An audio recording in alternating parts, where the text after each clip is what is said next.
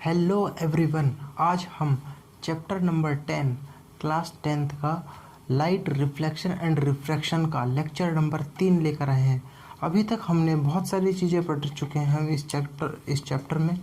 Lecture number 1, lecture number 2 में बहुत सारी चीज़ों को हमने कवर किया है, जिसमें हम इमेज फॉर्मेशन से लेकर कॉनकेव मिरर की इमेज फॉर्मेशन तक पहुंच चुके थे।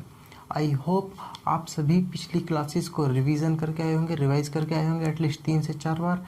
इससे क्या होगा, आपकी कॉन्सेप्ट बिल्डिंग अच्छी होगी और इस क्लास में बहुत सारी चीज़ें आसान हो रही होंगी। पिछली क्लास में जब हमने इमेज फॉर्मेशन का केस देखा था, वो केवल कॉनकेव मिरर का डिस्कस करके छोड़ दिया। आज हम पढ़ेंगे कॉन्वेक्स मिरर की इमेज फॉर्मेशन। आज हम पढ़ने वाले हैं हैशटैग इमेज फॉर्मेशन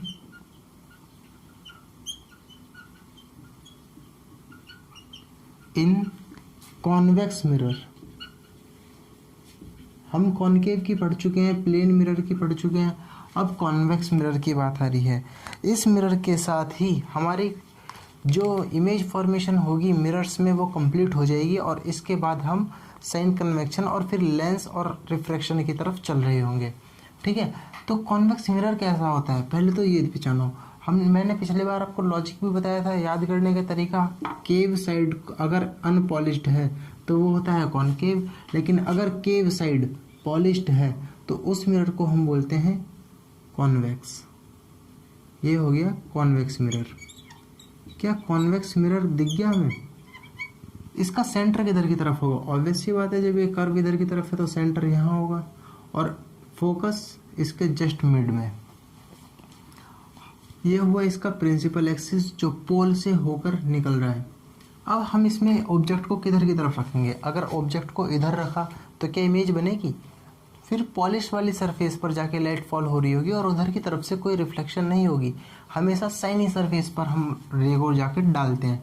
अब जब पॉलिश सरफेस पर डलेगी तो इमेज नहीं बनेगी, तो इसका मतलब हमारे पास केवल एक ही ऑप्शन है, लेफ्ट साइड में ऑब्जेक्ट को रखना। और लेफ्ट साइड में हम कहाँ पर रख सकते हैं? मान लो इन्फिनिटी पे रख सकते हैं। तो केस नंबर 1, इसमें केवल 2 ही केस होते हैं और किस तरह से बताता हूँ मैं अभी। पहले ऑब्जेक्ट डिस्टेंस या फिर पोजीशन कह लो, क्या है? At infinity. मान लिया इन्फिनिटी पर है। इन्फिनिटी से मैंने बताया था कि रेज हमेशा प्रिंसिपल एक्सिस के पैरेलल जाएंगी और जाने के बाद अपीयर होंगी कि वो फोकस पे मिल रही है, लेकिन यहाँ पर रिफ्लेक्शन हो जाएगी क्योंकि पॉलिश मिरर के आर पार तो रेज जा नहीं पाएंगी। सिमिलरली अगर एक और ले हम तो वो भी इसी चीज़ को फॉलो कर रही होगी, फोकस पर जाके गिरेगी और पीछे की तरफ निकल जाएगी। तो यानी फोकस पे हमें अपीयर हो रही है कि वो मिल रही हैं। तो इन्फिनिटी पर जब ऑब्जेक्ट था तो इमेज कहाँ पर बनी? Image distance at focus.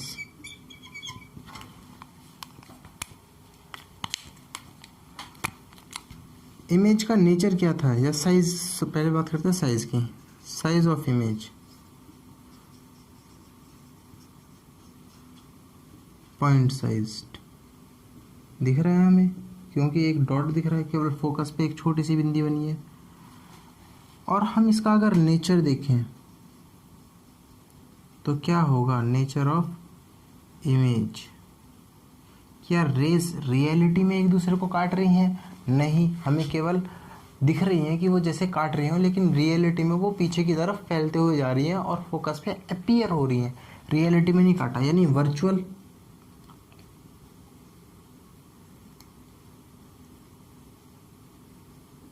And. और अब हम देखेंगे कि इसमें इमेज कैसी बनी। वर्चुअल तो हमें पता लग गया, अब हम इन्वर्टेड लिखें या इरेक्ट लिखें, सीधी खड़ी है या टेढ़ी खड़ी है, इसके बारे में हमें डिटेल देगा अगला केस, यानी केस नंबर 2। वर्चुअल तो हमें पता लग गया कि वो रियलिटी में नहीं काट रही, लेकिन इरेक्ट है या फिर इन्वर्टेड है उसके बारे में जानने के लिए थोड़ा ऑब्जेक्ट को सरकाते हैं। मान लिया इन्फिनिटी से हम सरकाते हुए से यहाँ पर ले आए और यहाँ इस जगह पर ऑब्जेक्ट को टेक दिया।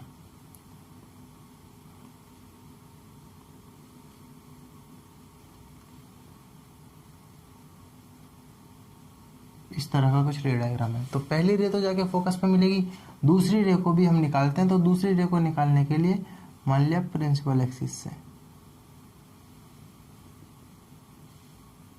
एंगल आई आर वाला केस फॉलो कर जाएगी यहाँ पर, ओ सॉरी पोल पर।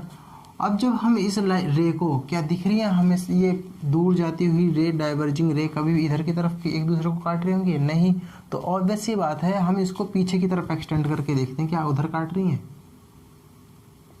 हाँ इधर की तरफ काटा है और यहाँ पर काटा है। तो अब हमें दिख रही है इमेज कैसी बनी है, इरेक्ट यानी सीधी खड़ी हुई, इन्वर्टेड का मतलब उल्टा और इरेक्ट का मतलब सीधा। ये खड़ी है, ये सीधी खड़ी हुई इमेज बनी है, यानी जैसा हमारा ऑब्जेक्ट था बिल्कुल से एज इट इज़ इमेज बनी है, तो इसको हम बोलते हैं इरेक्ट। वर्चुअल हमें पता लग गया था क्योंकि रियलिटी में रेज काट नहीं रही है, और इरेक्ट, अब मैंने इरेक्ट यहाँ पर क्यों लिखा है इन्फिनिटी के केस में भी, मान लो ये ऑब्जेक्ट यहाँ पर होता तो शायद इमेज और छोटी बन रही होती, पर बनती तो सीधी, धीरे धीरे हम इसको पास लेकर आए और उसी तरह से ये इमेज बनी है, पॉइंट साइज से बढ़ते बढ़ते बढ़ते बढ़ते बढ़ते। ठीक है, ये हुआ केस नंबर 2। अब हमने केस नंबर 2 भी पढ़ लिया है। केस 1 क्या था, ये केस 2 में क्या हुआ, ऑब्जेक्ट को रखा बिटवीन P एंड इन्फिनिटी, क्योंकि यहाँ पर तो सेंटर वेंटर का कोई खेल ही नहीं है, तो beyond C, at C, between F and C, between P and F, वो वाले केस तो यहाँ पर होंगे ही नहीं। और इमेज कहाँ बनी, between pole and focus. Size क्या था, क्या छोटी दिख रही है उससे, तो डिमिनिश्ड, और वर्चुअल एंड डायरेक्ट तो वो है ही, ये नेचर इसका सेम ही होगा। इसी के साथ केवल इस कॉन्वेक्स मिरर में, इसमें हाँ कॉन्वेक्स मिरर में केवल 2 ही केसेस होते हैं, या तो ऑब्जेक्ट इन्फिनिटी पे रखा हो, फोकस पे पॉइंट साइज की इमेज बनेगी, रियल वर्चुअल एंड इरेक्ट बनेगी, और अगर वो ऑब्जेक्ट इन्फिनिटी और पोल के बीच में कहीं पर रखा है तो इमेज बनेगी पोल और फोकस के बीच में, वर्चुअल और इरेक्ट बनेगी, और डिमिनिश्ड यानी छोटी बनेगी। बस यही केस है इसमें, 2 केस जल्दी से नोट कर लो, उसके बाद हम इसे रब करते हैं। जब पिछली क्लास में हमने कॉनकेव मिरर में इमेज फॉर्मेशन पढ़ी थी तो उसके बाद उसका एक चार्ट भी बनाया था, क्या वो चार्ट याद है?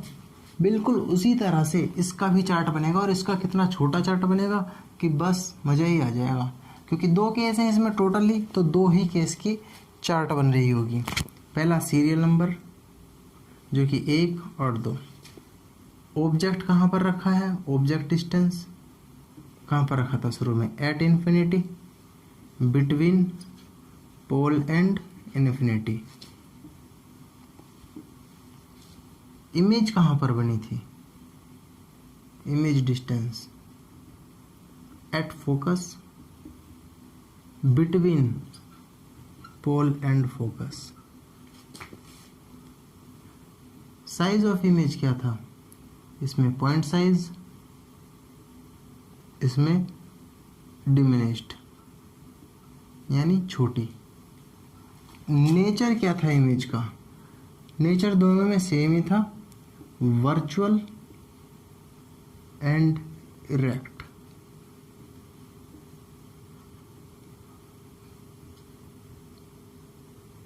अब ये कोई हमने रटी रटाई बातें नहीं ली है, हमने पहले केसेस को बना के देखा, उसके बाद जो रिजल्ट आया उसको हमने अब इस चार्ट के फॉर्म में रिप्रेजेंट कर दिया। इसको फटाक से बना लो, उसके बाद इसको रब करके आगे बढ़ते हैं। और इसी के साथ हमारा कॉनकेव और कॉन्वेक्स यानी स्फेरिकल मिरर में भी इमेज फॉर्मेशन ख़त्म हो चुका है।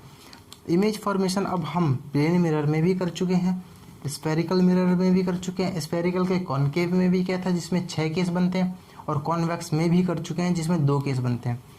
तो ठीक है, इसको नोट करो, उसके बाद रब करके हम आगे बढ़ते हैं। अब थोड़ा सा इनके बारे में ये जान लेते हैं कि हमने कॉन्वेक्स मिरर में इमेज फॉर्मेशन पढ़ लिया, कॉनकेव मिरर में इमेज फॉर्मेशन पढ़ लिया, ये यूज़ कहाँ पर होते हैं, uses of spherical mirrors.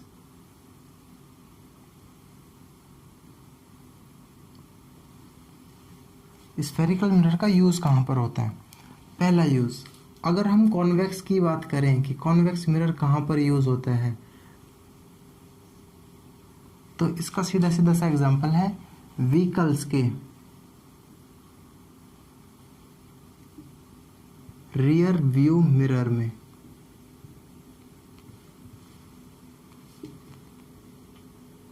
Rear view mirror मतलब वो मिरर, कई बार देखा होगा हमारी गाड़ी में एक ऊपर छोटा सा शीशा होता है जिसमें ड्राइवर पीछे का दिख रहा होता है, वो भी कॉन्वेक्स होता है।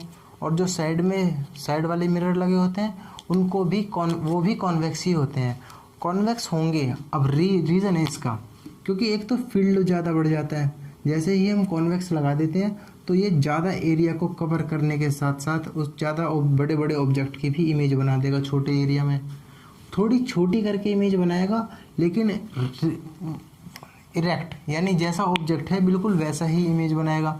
ऐसा नहीं है कि ट्रक हमारा ऐसे चल रहा था या फिर गाड़ी के शीशे में कोई ऑब्जेक्ट ऐसे दिखना था और उधर की तरफ ऐसे दिख रहा है, उल्टा तो ये दिखाएगा ही नहीं।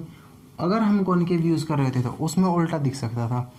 ऑब्जेक्ट चाहे कहीं पर भी रखा हो, कॉन्वेक्स मिरर में हमेशा उसकी इरेक्ट इमेज ही बनती है, यानी सीधी इमेज ही बनती है। इसलिए हम कॉनकेव मिरर को यूज़ करते हैं, कॉन्वेक्स मिरर को यूज़ करते हैं व्हीकल्स के रियर व्यू में।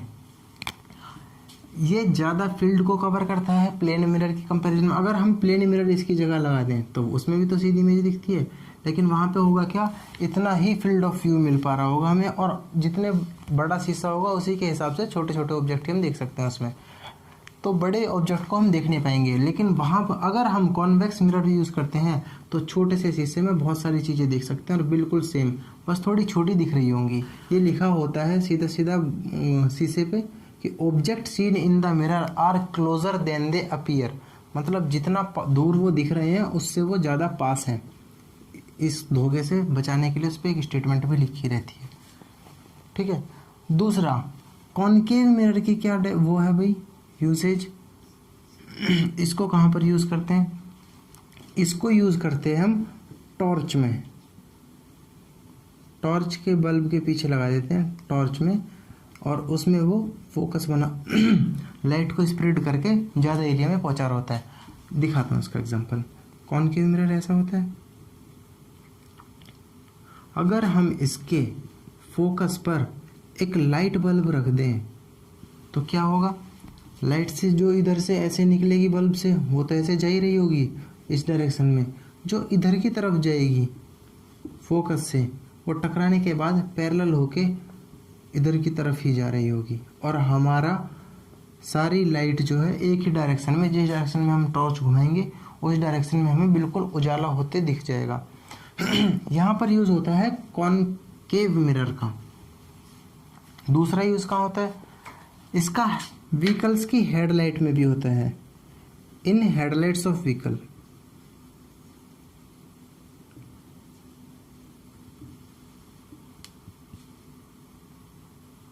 सेम एप्लीकेशन है बिल्कुल उसी तरह से जैसे टॉर्च में यूज़ होता है, उसमें भी वो उसके फोकस पर बल्ब रख देते हैं और इनफाइनाइट जब एक बार उससे टकराती है कॉनकेव मिरर के सरफेस से रेज, तो फिर वो टकराने के बाद पैरेलल हो जाती है क्योंकि फोकस से आ रही हैं, और फिर हमारा व्यू बढ़ रहा होता है और एक ही डायरेक्शन में सारी लाइट जा रही होती है।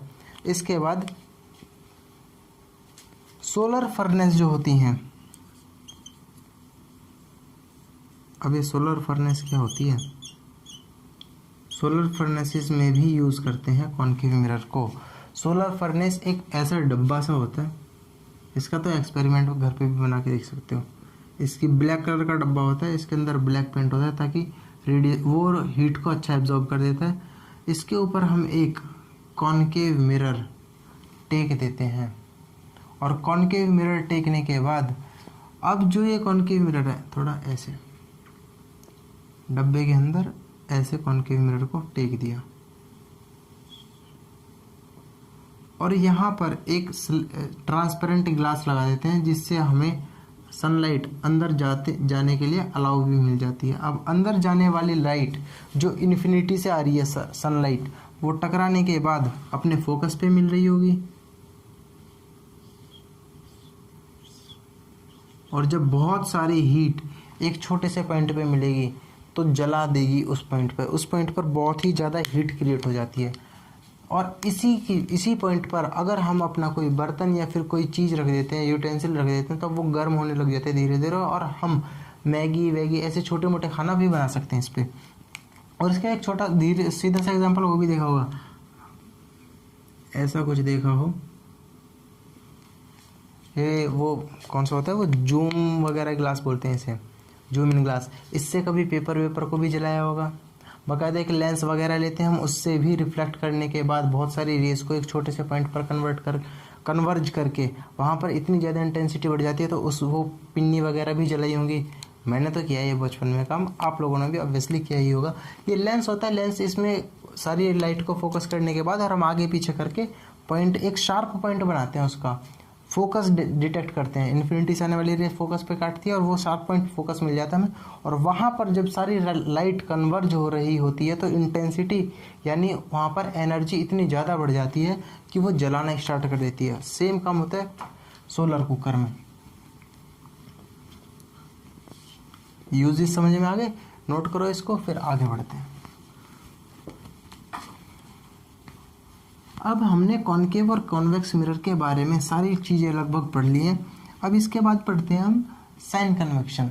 अब हमने ये देखा था अभी तक कि इमेज बनती है, कैसे बनती है, कहाँ पर बनी है, इमेज छोटी होती है या बड़ी होती है। हमने रफ आइडिया तो ले लिया, लेकिन इमेज का एक्चुअल साइज़ क्या होगा? अगर हम इतना बड़ा ऑब्जेक्ट लें तो कितनी बड़ी इमेज बन रही होगी उसकी? अगर हम शीशे से 10 मीटर दूर रखें ऑब्जेक्ट को तो फिर उसकी क्या इमेज बन रही होगी? इन सारी चीज़ों के बारे में डिटेल में बात करने से पहले हमें सीखना होगा sign convention, most important and confusing thing of this chapter. ये इसका हार्ट है कतई, साइन कन्वेंशन। साइन कन्वेंशन मतलब कि किस तरह से हम साइन को देख रहे होते हैं, कौन सा साइन पॉजिटिव होगा, कौन सा साइन नेगेटिव होगा। सीधी सी बात है।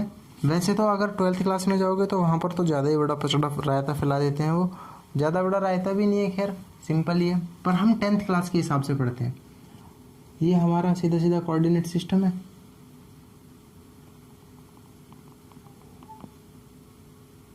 ये ओरिजिन,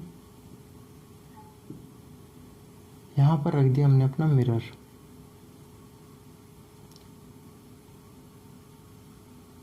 अब ये कॉनकेव भी हो सकता है, कॉन्वेक्स भी हो सकता है, लेकिन मैंने लिया है कॉनकेव, कॉन्वेक्स, क्योंकि अंदर की साइड पॉलिश कर दी। और हमेशा ऑब्जेक्ट को हम लेफ्ट साइड में रखते हैं, लेफ्ट साइड में रख दिया ऑब्जेक्ट को। ये एक्स एक्सिस, ये वाई एक्सिस, ये वाई डैश और ये एक्स डैश। अगर अब हम ऑब्जेक्ट की दूरी की बात करें, मान लो इसकी इमेज बनी है यहाँ पर कहीं, इसी तरह से इमेज बनती है ना इसमें।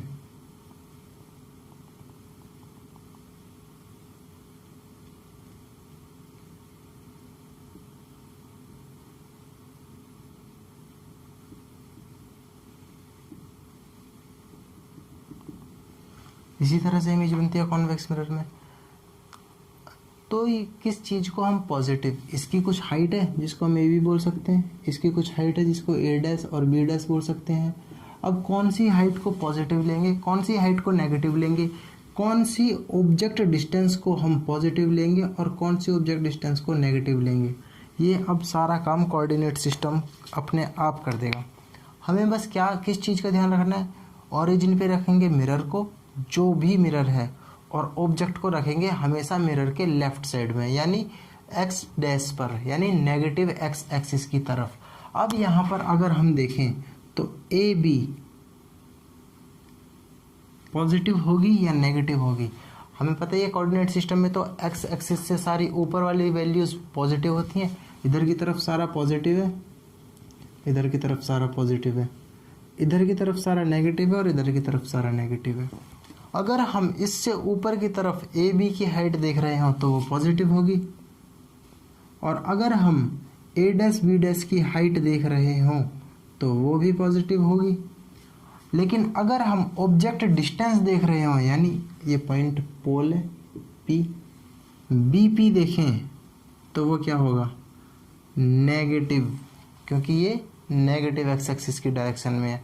और हमेशा सारी चीज़ें ओरिजिन से नपती हैं, यानी पोल से नपेंगी इस केस में।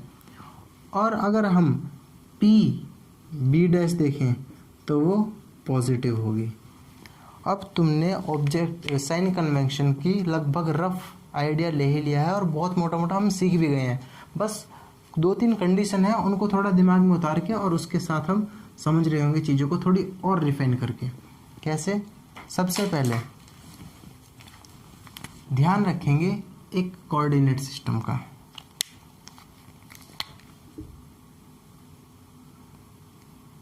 कोऑर्डिनेट सिस्टम पे ऑब्जेक्ट को हमेशा एक्स एक्सिस के नेगेटिव वाली साइड पर रखना है, चाहे कुछ भी हो। उसके बाद ओरिजिन पे रख दो मिरर, जो भी मिरर हमें दे रखा है स्फेरिकल मिरर, मान लो कॉनकेव हो सकता है, कॉन्वेक्स भी हो सकता है। अभी हमने पहले केस में लिया था कॉन्वेक्स, इस बार हम कॉनकेव ले लेते हैं।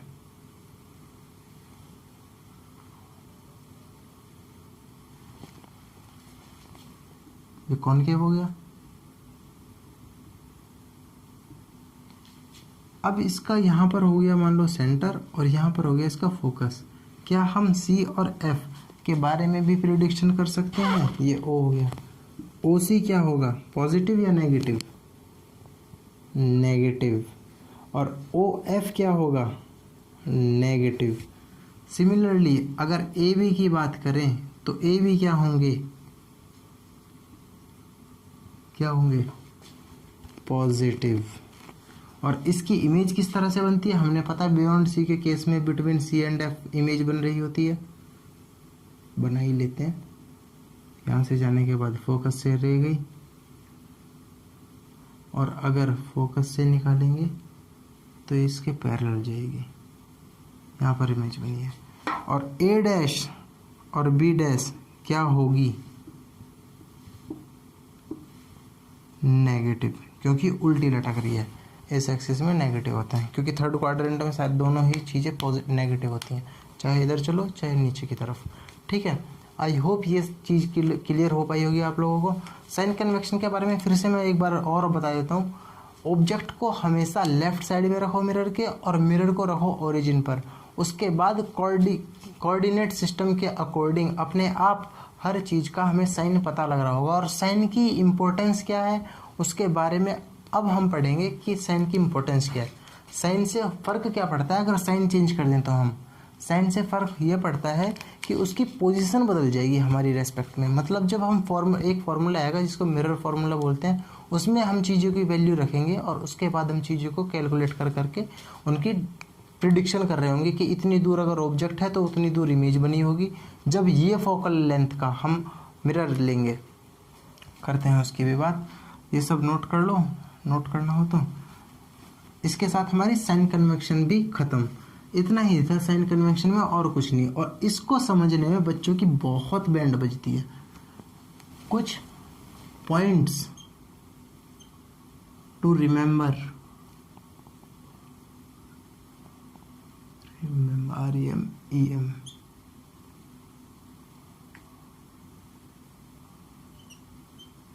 About sign convention. मतलब साइन कन्वेंशन के बारे में कुछ चीज़ें ध्यान में रखने वाली हैं। सबसे पहली बात, all the distances are major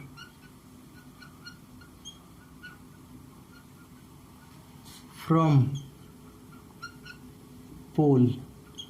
सारी दूरियां पोल से नापेंगी।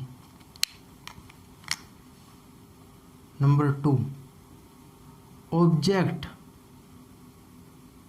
Always be on left of mirror. Mirror के हमेशा ऑब्जेक्ट लेफ्ट साइड में होना चाहिए। नंबर 3, फिर तो वही अपना कोऑर्डिनेट सिस्टम चल जाता है। ऊपर की तरफ अगर हम ऊपर जाएं, प्रिंसिपल एक्सिस से ऊपर,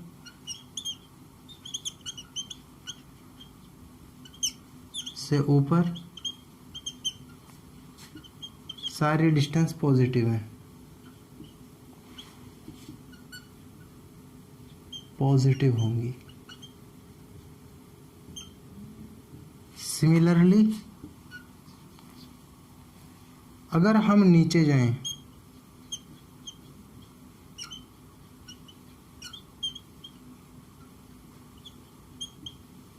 तो डिस्टेंस नेगेटिव होंगी।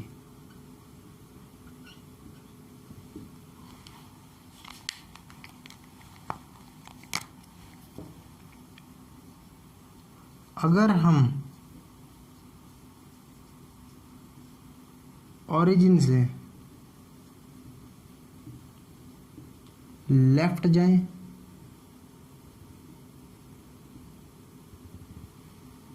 तो सारे डिस्टेंस नेगेटिव,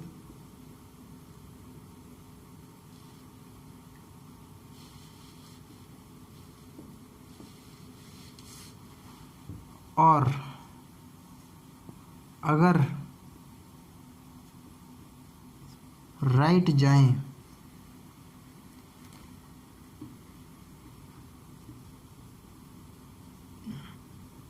तो पॉजिटिव। बस ये 4 पॉइंट दिमाग में उतार लो, इसके साथ ही तुम्हारी साइन कन्वेंशन कंप्लीटली टिप्स पर हो जाएगी। ठीक है, फटाफट से नोट करो, उसके बाद आगे प्रोसीड करते हैं। अब बात करते हैं हम मिरर फॉर्मूला के बारे में। इसी के लिए हमने साइन कन्वेंशन सीखी थी। मिरर फॉर्मूला, ये मिरर फॉर्मूला होता क्या है?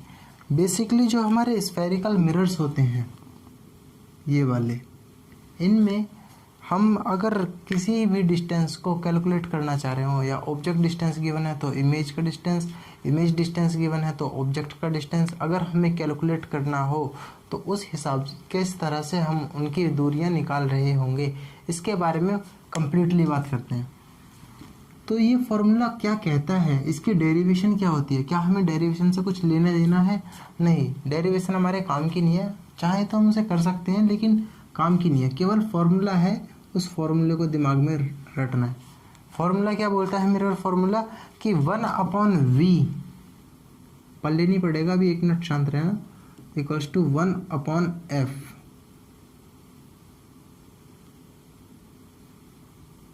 ये है मिरर फॉर्मूला, जो कि तुम्हें पूरी तरह से रटना है। रट लो इसे। यहाँ पर f क्या है? मैंने f को बताया था तुम्हें, फोकल लेंथ है। फोकल लेंथ, फोकल लेंथ क्या होती है? डिस्टेंस, भी नहीं चल रहा,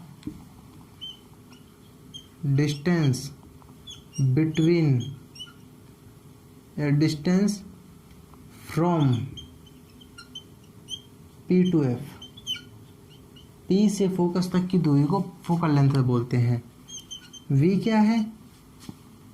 इमेज डिस्टेंस, इमेज कहाँ पर बनी है, ये वो दूरी है। और U क्या है? Object distance.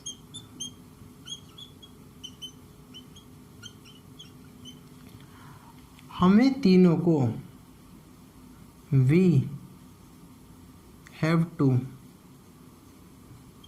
put the values according to their signs। मतलब हमें साइन का बहुत ही ज़्यादा ध्यान रखना है, क्या चीज़ पॉजिटिव होगी क्या नेगेटिव होगी, वहाँ साइन कन्वेंशन के अनुसार हम डिसाइड करेंगे, और फिर फॉर्मूले में साइन कन्वेंशन के आधार से ही रखेंगे। अगर कोई पॉजिटिव निकल के आ रही है तो पॉजिटिव, अगर नेगेटिव निकल के आ रही है तो नेगेटिव।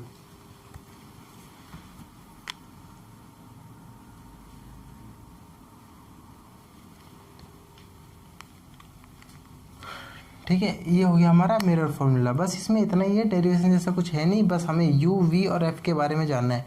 v होती है हमारी इमेज डिस्टेंस, u होती है ऑब्जेक्ट डिस्टेंस। ऑब्जेक्ट डिस्टेंस और इमेज डिस्टेंस कहाँ से? फ्रॉम पोल, क्योंकि सारी दूरियां तो पोल से ही नापती है ना, अगर मिरर से नापे तो हम। ठीक है, इसका एक छोटा सा एग्जाम्पल हम करके देख लेते हैं इधर की तरफ। ए concave mirror,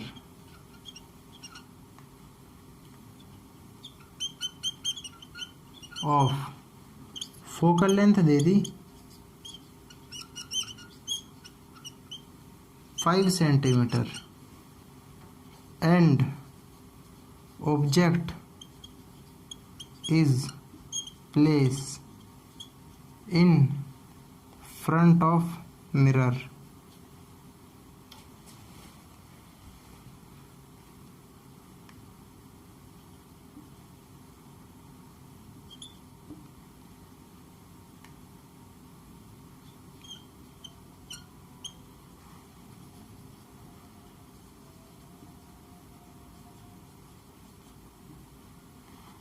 find image distance, image position, इस तरह से बोलता है वो क्वेश्चन में कि मान लो हमें एक concave mirror of focal length दे रखी है and object is place 10 centimetre दूर ऑब्जेक्ट प्लेस कर रखा है मिरर से इन फ्रंट ऑफ मिरर, मतलब मिरर के सामने। फाइंड इमेज पोजीशन, इमेज की पोजीशन निकालो, ये अलग है। क्या हमने अभी मिरर फॉर्मूला देखा है जो कि बोलता है 1/v + 1/u = 1/f focal length. हम पहले सारी यूनिट्स को देखते हैं क्या इनके साइन सेम है, यूनिट्स सेम है। अगर नहीं है तो अपने सिस्टम के अकॉर्डिंग सेम करेंगे। हमें यहाँ पर सेम दे रखी है। पहले एक डायग्राम भी बना लेते हैं ताकि हमें इसकी फोकल लेंथ वगैरह का आइडिया लग जाए। कॉनकेव मिरर ऐसा होता है, इधर की तरफ उसका सेंटर होता है, यहाँ पर उसका फोकस। तो उसकी फोकल लेंथ कैसी होती है? Always negative. कॉनकेव मिरर की फोकल लेंथ हमेशा नेगेटिव आती है क्योंकि हम पोल से नापेंगे तो नेगेटिव एक्स एक्सिस की तरफ जा रहे होंगे, तो फोकल लेंथ आएगी नेगेटिव। यहाँ पर रब कर दूँ मैं इस जगह को थोड़ा।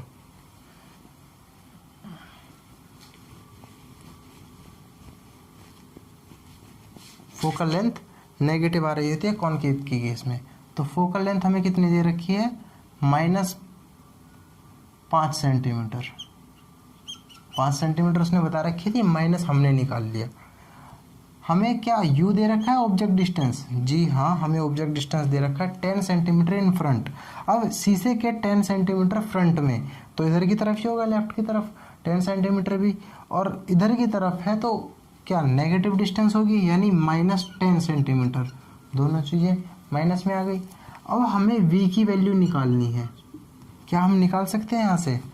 हमें 1/v + 1/u, u कितना है? -10 = 1/-5 ये दे रखा है। यहाँ से हमें v की वैल्यू निकालनी है, निकाल लेंगे। 1/v = 1/-5 + 1/10। दोनों का एलसीएम लेके सॉल्व करेंगे। सॉल्व करने पर क्या आएगा? 2 - 5। दोनों का एलसीएम कितना गया? -10 एलसीएम ले लो। 1/v -10, इधर की तरफ क्या होगा?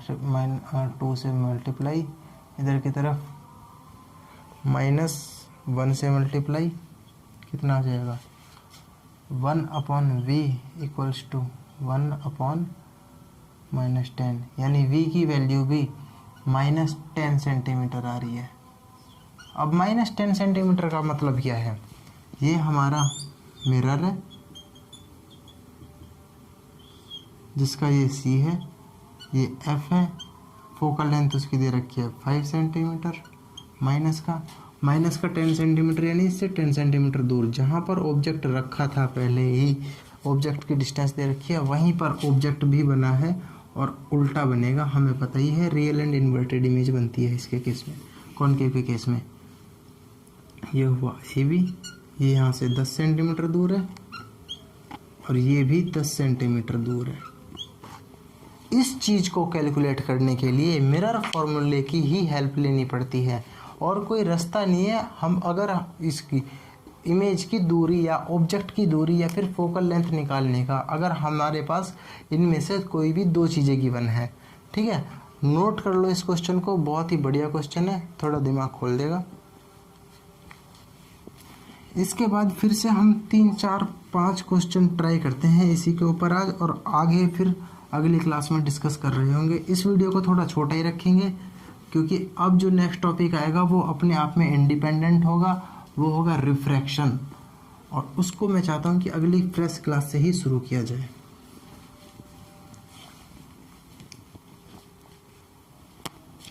एक और एग्जांपल लेते हैं, थोड़ा एनसीईआरटी का ले लेते हैं इस बार एग्जांपल।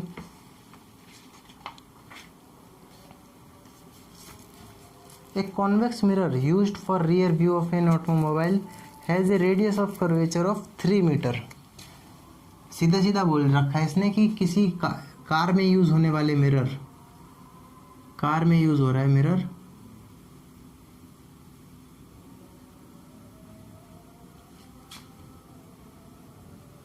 रेडियस दे रखी है कितनी, 3 मीटर, 3.0 मीटर।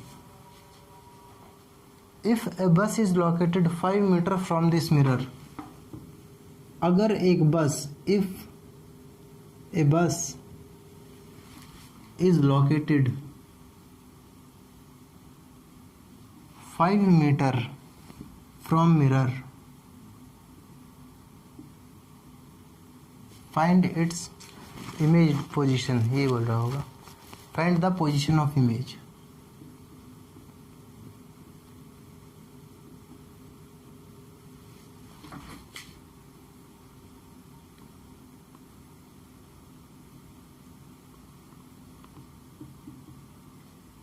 बस पोजीशन एंड नेचर निकाल लो अभी। सबसे पहले हमें क्या क्या दे रखा है, हमें फोकल लेंथ दे रखी है, फोकल लेंथ निकल जाएगी क्योंकि मैंने बताया था रेडियस और फोकल लेंथ के बीच में एक रिलेशन होता है, ये वाला। फोकल लेंथ हमेशा रेडियस के आधे होती है। फोकल लेंथ हमें मिल गई, कितनी आ जाएगी फोकल लेंथ, 3/2 मीटर। और नेगेटिव आएगी या पॉजिटिव आएगी, इसने कार में मिरर यूज़ होने वाले की बात की है। कार में कौन सा मिरर यूज़ होता है देखने के लिए, कॉनकेव, अभी पढ़ा था थोड़ी देर पहले, कॉनकेव। कॉनकेव की फोकल लेंथ क्या होती है, ये कॉनकेव मिरर है, इसकी फोकल लेंथ कैसी आती है, हमेशा नेगेटिव, तो ये नेगेटिव 3/2 आएगा। इसी तरह से अगर हम ऑब्जेक्ट डिस्टेंस की बात करें, ऑब्जेक्ट क्या है हमारा, बस, जो कि 5 मीटर रखी हुई है अवे फ्रॉम मिरर, तो 5 मीटर इधर की तरफ आएंगे हम, क्योंकि 5 मीटर सामने तो यही होगा ना, क्योंकि कॉनकेव मिरर है। तो 5 मीटर यानी -5, u is equals to -5 metre. हमें v के बारे में सब कुछ बताना है। पहले हम v निकाल लेंगे सीधा सीधा, 1/v plus 1/u equals to 1/f। हमें v की वैल्यू पता है नहीं, तो 1/v प्लस u की वैल्यू पता है, हाँ, 1/-5 इक्वल्स टू f की वैल्यू पता है, 1/-3/2 होगा, जिसको हम 2/3 कर देंगे क्योंकि मल्टीप्लाई होने के बाद यही आएगा। जब हम इधर की तरफ से इसको प्लस में लेके जाएंगे तो 1/v इक्वल्स टू 2/3 जो कि माइनस का है, प्लस 1/5। एलसीएम लेंगे तो 15 आ जाएगा। यहाँ पर इसकी फिर मल्टीप्लाई कर रहे होंगे तो 3 5 जा 5 2 जा 10 प्लस 3, तो 1/v की वैल्यू क्या आएगी, -7/15, यानी v की वैल्यू आएगी 15/7। इमेज की दूरी क्या आ रही है, -2.14 मीटर। इतनी दूर हमारी इमेज बन रही होगी मिरर से, समझ रहे हो। इसका मतलब क्या, एक छोटी सी गलती यहाँ पर हो गई, जो कार में यूज इसने मिरर मेंशन कर रखा था, इसने खुद ने अपनी तरफ से मेंशन करके दे रखा था कॉन्वेक्स। बस इस गलती को छोड़ के बाकी सारी चीज़ें सही है। अगर कॉनकेव दिया होता तो बिल्कुल सेम होता, लेकिन कॉन्वेक्स दे रखा है तो फिर फोकल लेंथ चेंज हो रही होगी, फिर मिरर इस तरह का है।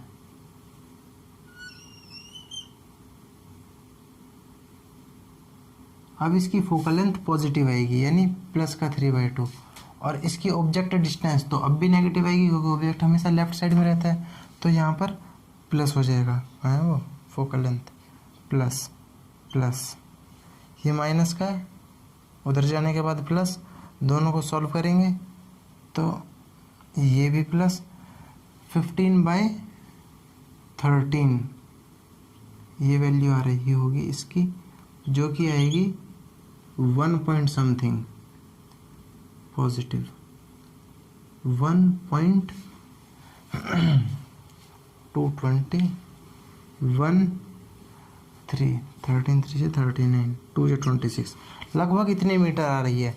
यानी ऑब्जेक्ट हमारा रखा है कितनी दूर, ऑब्जेक्ट की डिस्टेंस बता रखी थी 5 मीटर दूर, कहीं यहाँ पर जो कि 5 मीटर दूर है, और इमेज बन रही है हमारी पॉजिटिव आई है इमेज की वैल्यू, यानी इमेज डिस्टेंस तो पॉजिटिव में 1.12 मीटर दूर, यानी लगभग यहाँ इधर की तरफ इमेज बन रही होगी।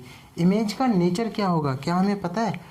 हमेशा वर्चुअल एंड इरेक्ट इमेज बनती है। इरेक्ट इमेज बनती है किसके केस में? कॉनकेव के केस में, कॉन्वेक्स के केस में। तो इसमें भी वर्चुअल एंड इरेक्ट इमेज बनेगी। फटाफट से ये नोट कर लो, उसके बाद इसको रब करते हैं और चलते हैं आगे की तरफ। अब हमने मिरर फॉर्मूले को यूज करके एक दो क्वेश्चन भी करके देख लिए। मिरर फॉर्मूले में साइन का रखते ध्यान कैसे है उसके बारे में भी हमने देख लिया। मिरर फॉर्मूला होता क्या है, किस लिए यूज होता है, ये सारी चीजें देख ली। अब थोड़ा सा देखते हैं मैग्निफिकेशन। जो इनके साइज छोटे बड़े हो रहे हैं ऑब्जेक्ट और इमेज के, उसमें क्या रिलेशन है, उसको क्या रिलेशन ये फॉलो कर रहे हैं, उसके बारे में थोड़ा सा जानते हैं। और क्या हम उस ट्रेंड को पकड़ सकते हैं? जी हाँ, बिल्कुल। और ये काम कर सकते हैं मैग्निफिकेशन के थ्रू। मैग्निफिकेशन, अब ये मैग्निफिकेशन क्या है? मैग्निफिकेशन मतलब वर्ड से ही पता लग रहा है कि मैग्नीफाई होना, कितना कोई ऑब्जेक्ट को मैग्नीफाई कर रहा है कोई मिरर, इसकी डिटेल हमें मैग्निफिकेशन दे रही होती है। यानी सीधी सी भाषा में देखें तो मैग्निफिकेशन को हम रिप्रेजेंट करते हैं स्मॉल एम से। Small m equals to height of, अगर इमेज हमारी ऑब्जेक्ट से बड़ी बन जाए तो उस केस में बड़ी हो जाती है हाइट ऑफ इमेज, मैग्निफिकेशन +1 से बढ़ जाती है, अपॉन हाइट ऑफ ऑब्जेक्ट।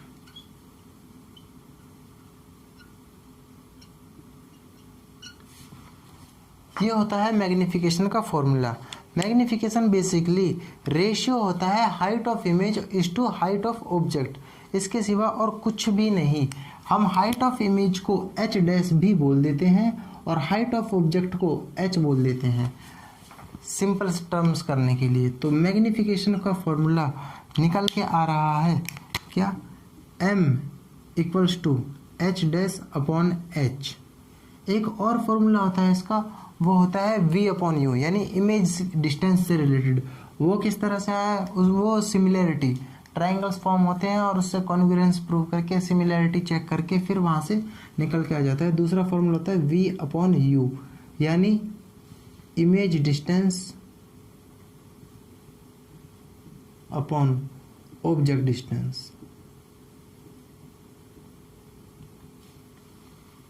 इस फॉर्मूले को अपने दिल दिमाग जान जहान सब में उतार लो और एकदम से याद ही कर लो एक ही बार में, क्योंकि ये बहुत ही सिंपल और बहुत ही आसान यूज़ होने वाला फॉर्मूला है। इसको यूज़ करके हम हाइट का रेशियो निकाल करके मैग्निफिकेशन हमें गिवन होगी, वहाँ से किसी भी इमेज की हाइट निकाल सकते हैं। क्योंकि ऑब्जेक्ट जो है उसको तो हम नाप के ही देखेंगे, भाई जो हम ऑब्जेक्ट रख रहे हैं उसकी हाइट वगैरह तो हम नाप ही सकते हैं, और दूरी हमें पता ही है कितनी दूर रख रखा है। तो इस तरह से हम मैग्निफिकेशन कैलकुलेट कर लेते हैं कि इमेज की क्या हाइट आ रही है, ऑब्जेक्ट की क्या हाइट थी, तो मैग्निफिकेशन मिल जाएगी। अब कभी जब हमें मैग्निफिकेशन किसी मिरर की मिल गई और हाइट ऑफ ऑब्जेक्ट पता है तो हाइट ऑफ इमेज हम आसानी से निकाल सकते हैं। इसके बारे में भी एक क्वेश्चन करके देख लेते हैं। -v अपॉन u होता है इसमें, जो इमेज डिस्टेंस होती है यहाँ पर केवल एक नेगेटिव इंक्लूड हो रहा होता है। नोट करो फिर रब करते हैं। मैग्निफिकेशन भी केवल इतना ही था। इसके बाद एक क्वेश्चन हम ट्राई करते हैं, एनसीईआरटी का एग्जाम्पल ही उठा लेते हैं। Example number 10.2। इन ऑब्जेक्ट, एक object 4 centimetre in size,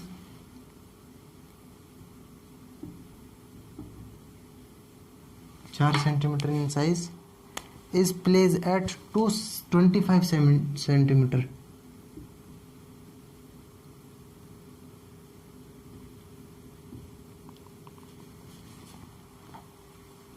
in front of a concave mirror.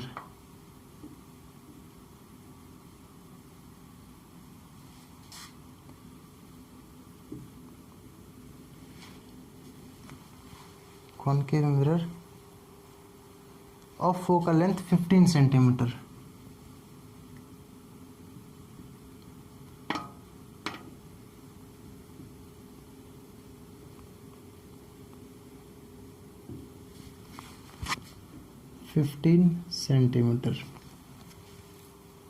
At what distance from the mirror should be a screen placed? At what distance from mirror a screen should place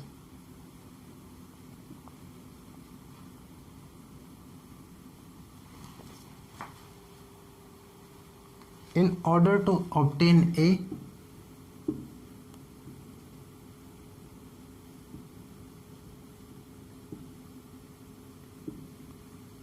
sharp image.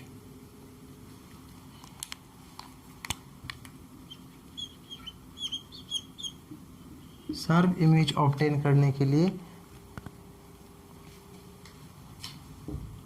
Find nature and size of image. Question बहुत ही बढ़िया है, concept से बाहर नहीं है। Pause करो video को और ट्राई करो इसको एटलीस्ट 10 से 15 मिनट। तब तक हम अपने मार्कर को इंक पे आते हैं।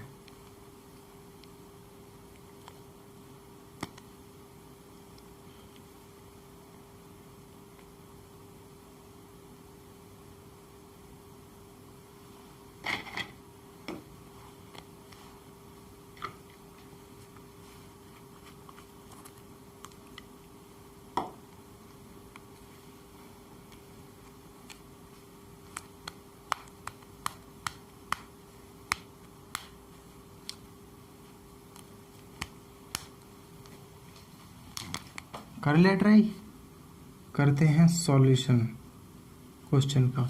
सबसे पहले उसने कौन से मिरर की बात की है? कॉनकेव मिरर की। एक कॉनकेव मिरर का रफ डायग्राम बना लेते हैं।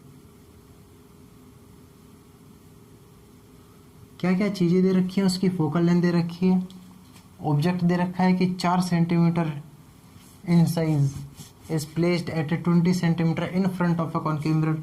कॉनकेव मिरर के सामने 25 सेंटीमीटर अपार्ट ऑब्जेक्ट रख रखा है जिसकी हाइट है 4 सेंटीमीटर। मिरर की फोकल लेंथ कितनी है, यानी फोकस तक की दूरी 15 सेंटीमीटर गिवन है। At what distance a screen, at what distance from mirror a screen should placed in order to obtain a sharp image. Sharp image obtain करने के लिए कितनी दूर हम स्क्रीन रखें? क्या हम इससे इसकी इमेज डिस्टेंस निकाल सकते हैं कि इमेज कहाँ पर बन रही होगी, कि कितनी दूरी पर बन रही होगी? हमें मिरर फार्मूला पता है, 1/v + 1/u = 1/f। इसको यूज़ करेंगे हम बेसिकली, और यहाँ से हम इसकी इमेज की डिस्टेंस निकाल रहे होंगे। हमें ऑब्जेक्ट डिस्टेंस गिवन है, यानी u कितना है -25 सेंटीमीटर। फोकल लेंथ भी गिवन है माइनस के 15 सेंटीमीटर। माइनस किस तरह से माइनस नाप रहा हूँ मैं, यहाँ पर ओरिजिन मान लो, उसके बाद देखो ये नेगेटिव एक्स एक्सिस का सारा। हमें h भी दे रखी है, हाइट ऑफ ऑब्जेक्ट कितनी है +4 सेंटीमीटर, माइनस नहीं है, +4 सेंटीमीटर। और हमें क्या दे रखा है, 3 चीज़ें ही गिवन है, फोकल लेंथ भी दिख रखी है। हम यहाँ पर से v की वैल्यू निकाल लेंगे, 1/v = 1/f। f की वैल्यू कितनी है -15, माइनस 1/u, u की वैल्यू कितनी है -25। क्या निकली 1/v = -+ एलसीएम लेंगे, फिर से एलसीएम लें, -15 × 25, मोटा मोटा करते हैं बिल्कुल डायरेक्ट, लेमन 25 प्लस माइनस 15 10, ऊपर आ रहा है 10, नीचे आ रहा है 15 इंटू 25, ये कटेगा 2 बार, ये कटेगा 5 बार, 15 5 जा 75, तो v equals to 15 into 5 75 upon 2 negative, यानी ये कितना हो गया 37.5 सेंटीमीटर।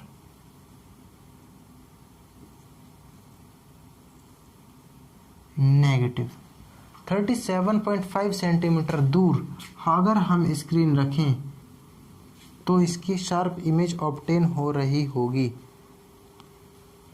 माइनस के 37.5 कहीं यहाँ पर इमेज बनेगी इसकी और इसमें उल्टी ही बनेगी, ये तो हमें पता ही है, क्योंकि ये जब कौन सा केस हो गया 15 सेंटीमीटर, यानी फोकस सेंटर कहाँ होगा 30 सेंटीमीटर पर, एफ और सी के बीच का केस है तो बियॉन्ड सी इमेज बन रही है, और रियल एंड इन्वर्टेड इमेज बनती है, तो नेचर पता लग गया हमें क्या नेचर है,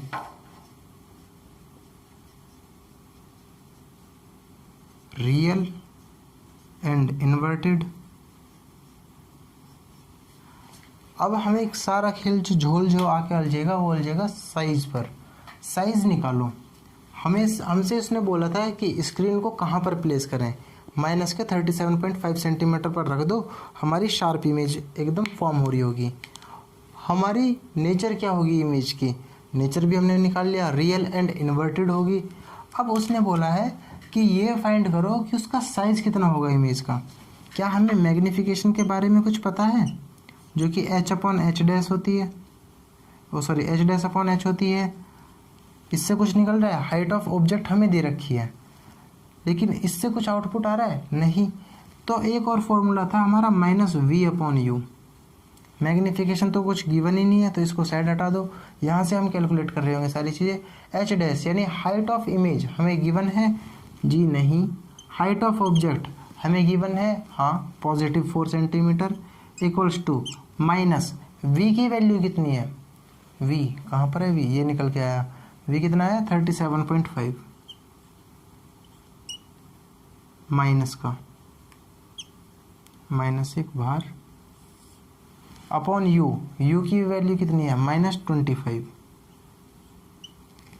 क्या एच डैश की वैल्यू निकाल लोगे, अब सिंपली निकल जाएगी। थोड़ा सा मैं यहाँ से रब कर देता हूँ, उसके बाद सॉल्व करके दिखा देता हूँ क्या आएगी value. H dash equals to 4 into minus का 37.5 को क्या लिख सकते हैं हम 75 अपॉन 2, अभी ये ऐसे ही तो लिखा था, अपॉन 25, क्या ये 2 से 2 बार कट गया, 25 से ये 3 बार कट जाएगा, तो एच डैश की वैल्यू कितनी आएगी -6 सेंटीमीटर। उल्टी लटकी हुई इमेज बनेगी, -6 से कंफर्म हो गया कि उल्टी लटक रही है, 6 सेंटीमीटर की होगी, साइज भी पता लग गया, और नेचर क्या होगा रियल एंड इन्वर्टेड। अब इस तरह से हमने इस क्वेश्चन का पूरा पोस्टमार्टम करके सारी चीज़ें निकाल दी हैं। बस इसी तरह के क्वेश्चन आते हैं मिरर फार्मूला से, इससे ज़्यादा कॉम्प्लिकेटेड कुछ होंगे नहीं, कुछ होंगे 1-2 क्वेश्चन, तो उनको भी हम क्लास में टैकल कर रहे होंगे।